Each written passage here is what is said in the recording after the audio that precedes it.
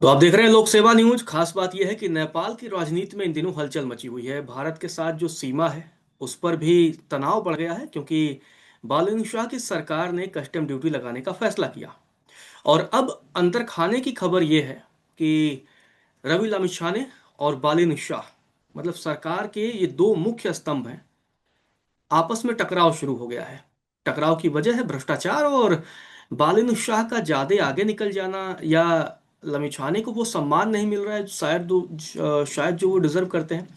तो इस तमाम मसले पर हमारे साथ बातचीत करने के लिए अंतर्राष्ट्रीय मामलों के जानकार अरविंद सिंह तेजावत जी जुड़े हैं। सर, आपका बहुत बहुत स्वागत है लोक सेवा न्यूज में। बहुत बहुत शुक्रिया। मैं ये समझना चाह रहा हूँ कि जनजी आंदोलन हुआ। जनजी आंदोलन के बाद ये हुआ कि ठीक है यार, नेपाल में एक ऐसी सरकार आएगी जो यूथ की होगी, युवाओं की होगी। क्योंकि मतलब पॉलिटिकल हिस्ट्री में किसी भी देश का आप देख लेंगे सर, आपको तो पता ही होगा कि इतनी यंग कैबिनेट शायद ही कहीं बनी हो। और ये था कि करप्शन फ्री हम बनाएंगे सारी चीजें। 30-32 के मिनिस्टर, पीएम 35 मैक्सिमम ये लोग। और back to back home minister पर आरोप, उसके बाद एक और मंत्री पर आरोप। और अब खबर है कि लामिछाने के साथ टकराव हो रहा है। तो क्या नेपाल में क्या कुछ चल रहा है? जहां तक मुझे लगता है यह बिल्कुल परिपक्वता तो इससे नहीं कहेंगे। जी।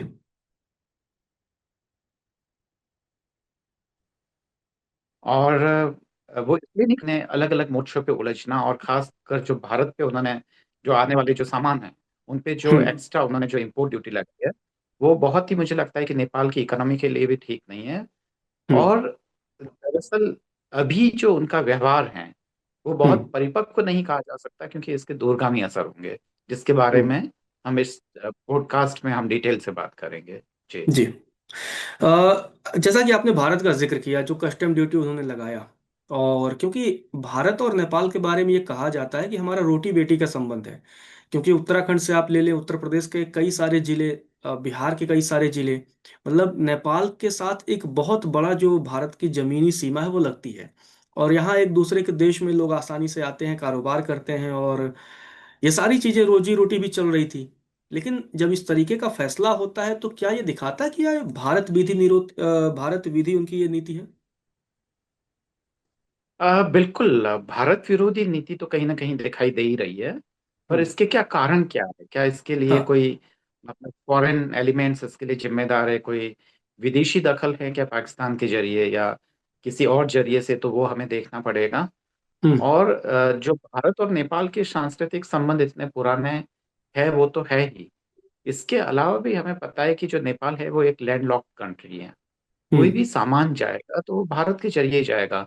और अगर हम बहुत सारे अफ्रीकी देशों से तुलना करें तो जी। भारत बहुत ही लिबरल रहा है। भारत ने कभी भी कोई इतना बड़े टैक्सेस या इतने नहीं लादे कि नेपाल के लिए सामान जाना मुश्किल हो जाए।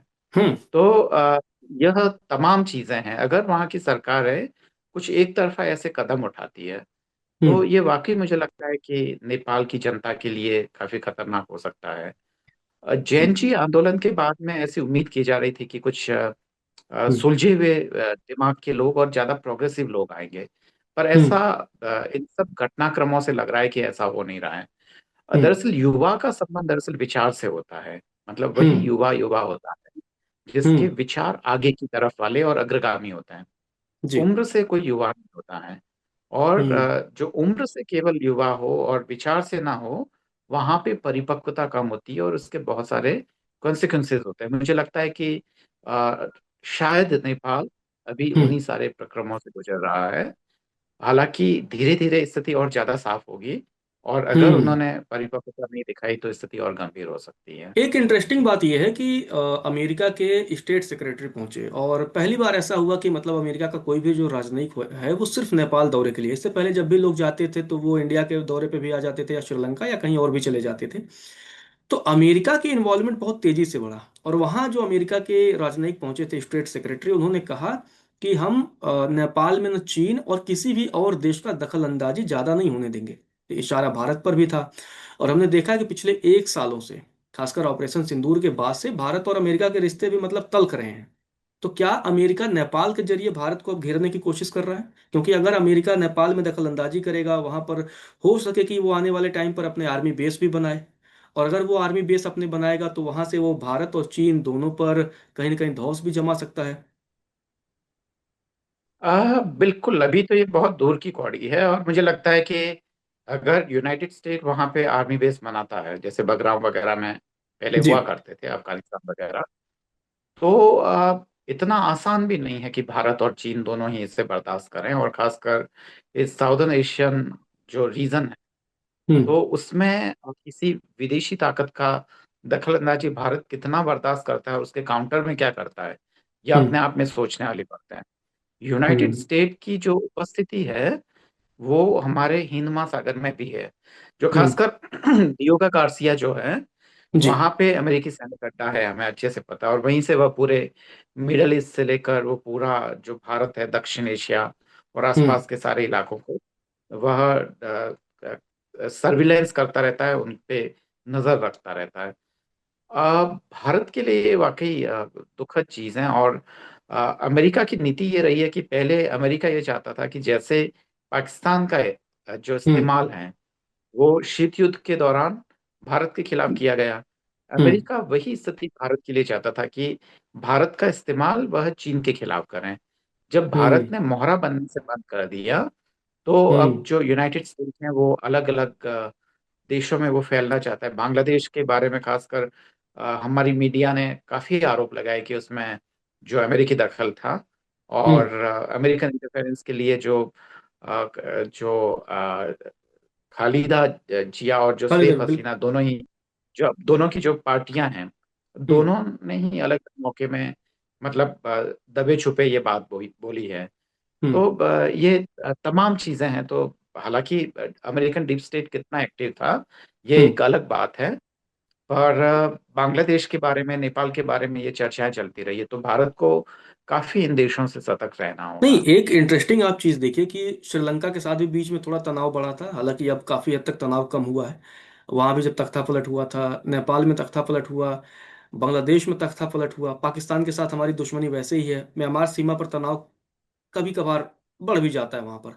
तो अगर एक ऐसा देश बचा था नेपाल, जिसके साथ केपी शर्मा ओली के आने के बाद थोड़ा तनाव बढ़ा था, लेकिन उसके पहले हमारा नेपाल के साथ कम से कम ये था कि जो वहाँ की हमारी सीमा है, कम से कम एक तरफ से तो हम सिक्योर हैं, मतलब एक एक तरफ हमारे दुश्मन नहीं है।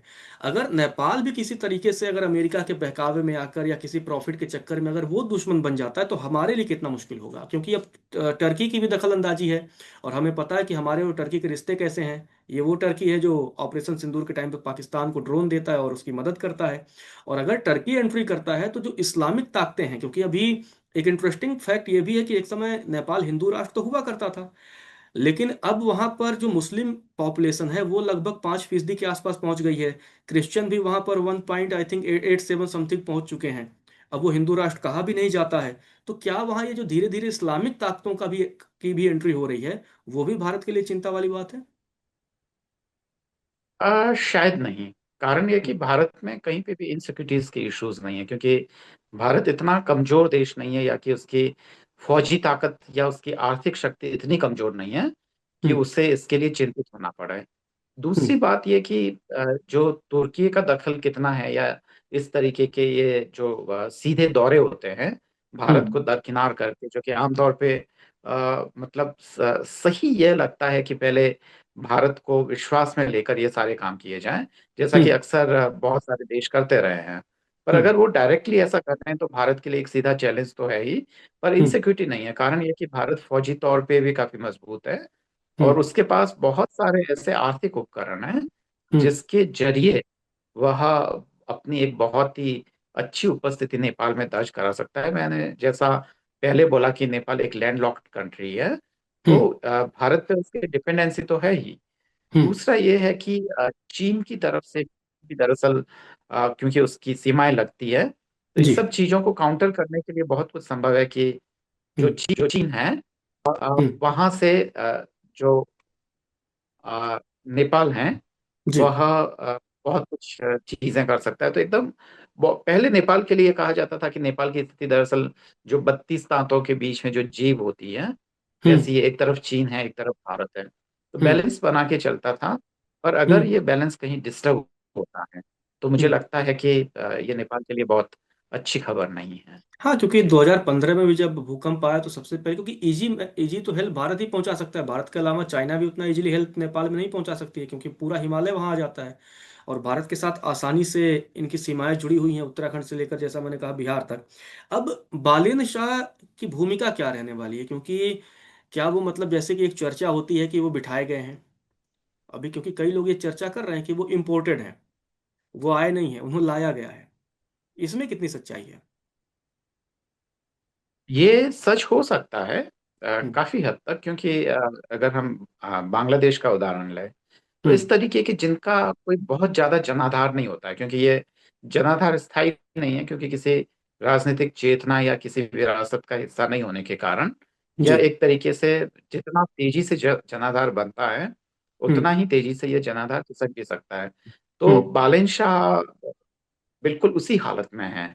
हम्म। और ऐसे में जो भारत और नेपाल के जो संबंध है वो तो ऐतिहासिक रहे हैं। हम्म। तो ऐसे में अगर कोई भारत विरोधी बात या वो होती है, या उन्हें किसी तरीके से कन्विंस कर दिया गया होता है, या खासकर ऐसे जो राष्ट्राध्यक्ष होते हैं जिनका जनाधार नहीं होता है, हम्म। उनको दरअसल प्रेशर में काम करना पड़ता है, किसी न किसी दबाव में काम करना पड़ता है। और हम्म। उस दबाव में काम करने के कारण वो अपनी नीतियों में बहुत बड़ा फर्क महसूस कर सकते हैं। जैसा कि हम यूनुस साहब के बारे में हम जानते हैं कि जी। जो खासकर जमात इस्लामी का उन पे काफी प्रभाव था, क्योंकि उनका एकमात्र तो अकेला व्यक्ति क्या कर पाएगा, हम्म। उनको उन्हीं के दबाव में काम करना पड़ेगा। वही हालत बालिन शाह की है कि अगर उन्हें पूरा अपना हम्म। एडमिनिस्ट्रेशन चलाना है, पूरे नेपाल को चलाना है, तो उन्हें कुछ न कुछ, चाहे वो प्रोग्रेसिव फोर्सेस हो या चाहे रिग्रेसिव फोर्सेस हो, हम्म। उन में से किसी न किसी की मदद लेकर उन्हें हम्म। अपना प्रशासन शासन चलाना पड़ेगा। हम्म। और वहीं से समझौतों की शुरुआत होती है। और यही नेपाल के लिए खासकर दुखदाई अध्याय होगा। जी। इंटरेस्टिंग बात ये भी रही कि इंडियन गवर्नमेंट ने और इंडिया के प्राइम मिनिस्टर ने, जैसे ही राष्ट्रीय स्वतंत्र पार्टी वहाँ पर जीतती है, तो प्राइम मिनिस्टर मोदी ने भी ट्वीट किया था। उस ट्वीट में लामिछाने का भी जिक्र किया था और बालन शाह को भी बधाई दी थी। और खबर बीच में आई थी कि बालन शाह भी इंडिया के दौरे पर आ सकते हैं, क्योंकि इंडियन गवर्नमेंट तो एक्साइटेड थी कि बालन शाह की गवर्नमेंट के साथ काम काज किया जाए। तो इंडिया का भी क्या रुख हो सकता है? क्योंकि जिस तरीके की वो अमेरिका के अधिकारियों का वहां जाना, और उनके खिलाफ, मतलब भारत की सीमा रिलेटेड टैक्स लगाना, इन सारी चीजों के बीच इंडिया क्या कर सकता है कि नेपाल के साथ कम से कम रिश्तों में कोई खटास ना आए? जहां तक मुझे लगता है कि भारत दरअसल इंतजार करना चाहेगा, क्योंकि अभी चीजें उस हालत में नहीं है कि हम्म। भारत प्रतिक्रिया दे और कहे कि नहीं आपने ये किया है तो हम बदले में ये कार्रवाई करेंगे। हम्म। और दूसरी बात है कि जो विदेशी दखल है हम्म। उसका दरअसल भारत पे कितना प्रभाव है, यह हम्म। देखने वाली चीज है। तो इन हम्म। तमाम चीजों को एसेस करने के बाद ही मुझे लगता है कि हम्म। भारत रिएक्ट करेगा।